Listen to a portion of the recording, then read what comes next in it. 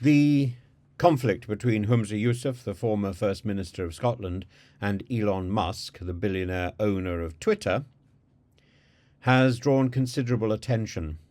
I was thinking that Twitter is now represented by an X, which I suppose is the St Andrew's saltire, the cross.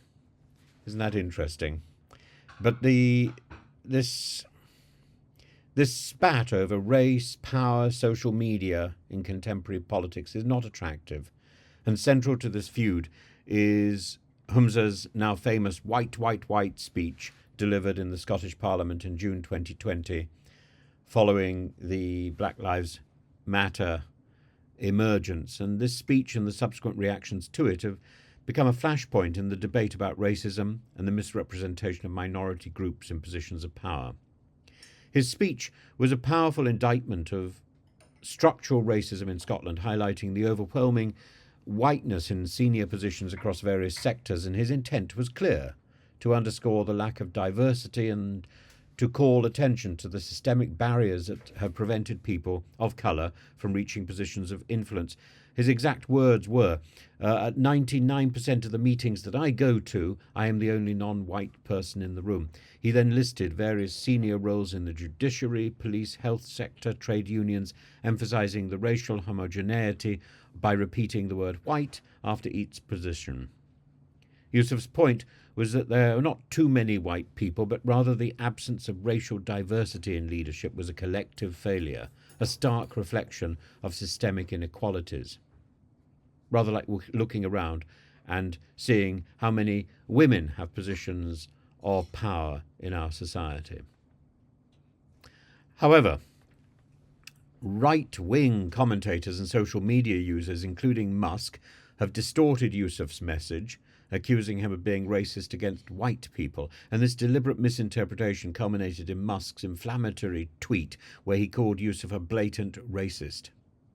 Musk's accusation relies on a gross simplification and decontextualization of Yousaf's speech, ignoring its nuanced critique of structural racism in favour of a sensationalist attack, which is completely unreasonable. Elon Musk's response to Yousaf is not just an isolated incident, it fits into a broader pattern of behaviour that raises concerns about his views on race and his platform's role in amplifying far-right rhetoric. Since acquiring Twitter, Musk has made several decisions that have been criticised for emboldening white supremacists and far-right extremists. Under his leadership, X has reinstated accounts previously banned for hate speech, reduced the moderation of racist content, and fostered an environment where conspiracy theories and far-right propaganda can flourish.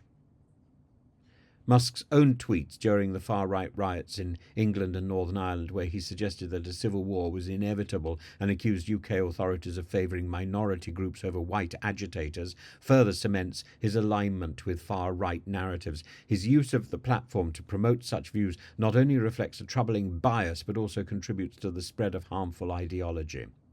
And the characterization of Yousaf as racist by Musk is not only unfounded and stupid, but dangerous.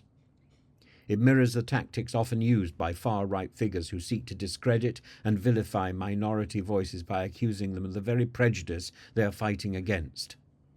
Yousaf's speech, in reality, was a courageous call for introspection and action against entrenched racial inequality, a message that should be supported, not twisted into something it was never intended to be.